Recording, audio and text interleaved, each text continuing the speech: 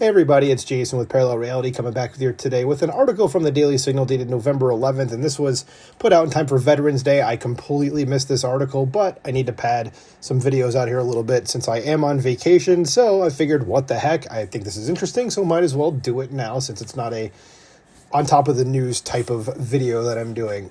Just something to pad things until I'm able to get back in the swing after vacation is over, and it is called 5 Veteran Presidents Who Fought on the Battlefield. And I do not recognize this fellow right here, but I'm sure they're going to tell us who that is.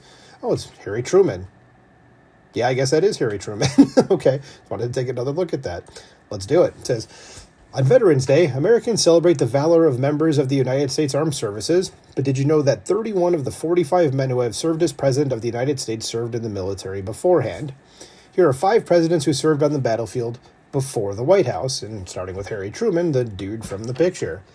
It says, before President Harry Truman presided over the Allied victory in World War II, he fought in the World War I, and this is in the World War I, so just in World War I, as an artillery captain.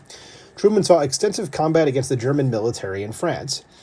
I fired 500 rounds at the Germans at my command, been shelled, didn't run away, thanked the Lord, and never lost a man, Truman wrote in his future wife, Bess Wallace, in September 1918 of a run-in with German forces in France.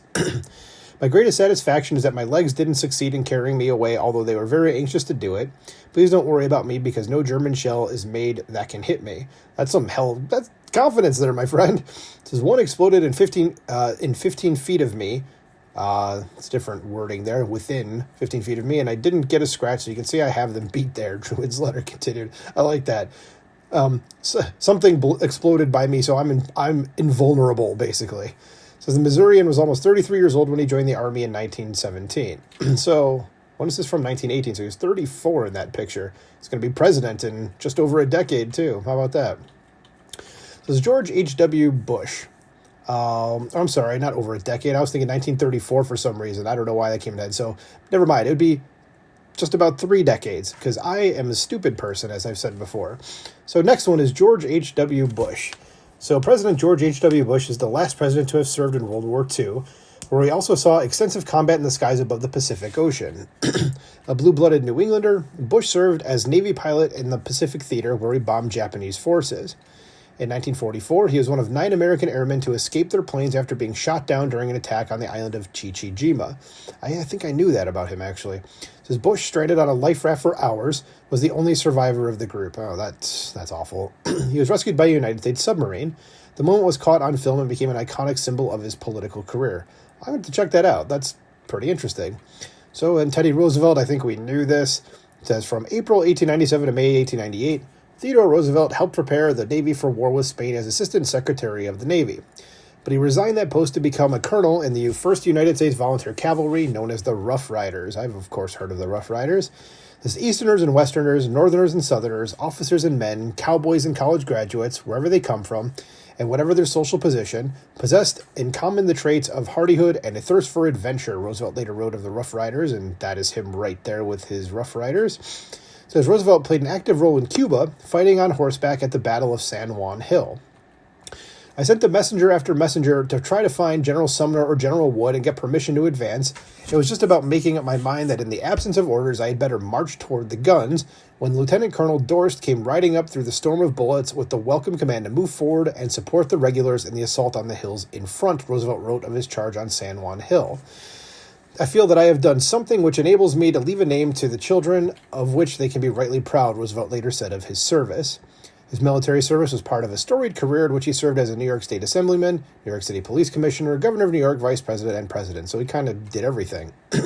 And Zachary Taylor, so what we're going back to, we're going way back here. It says, before becoming president, Zachary Taylor, a member of an aristocratic Virginian family that moved to Kentucky, had a multi-decade military career in which he fought in multiple conflicts. Over Taylor's decades in the military, the belligerents he faced varied from the British to Black Hawk's warriors. So did he actually, it was the War of 1812. Okay, I was going to say, did he go about as far back as the Revolutionary War? I was like, I didn't think so. It says, as a captain in the War of 1812, so that's where he fought the British, he defended Fort Harrison in modern-day Terre Haute, Indiana, from a siege from Tecumseh, a Shawnee chieftain allied with the British, and I know who that is. He later fought against Chief Black Hawk as a colonel in the Black Hawk War. In 1837, he battled hundreds of Seminoles at the Battle of Lake Okeechobee in Florida.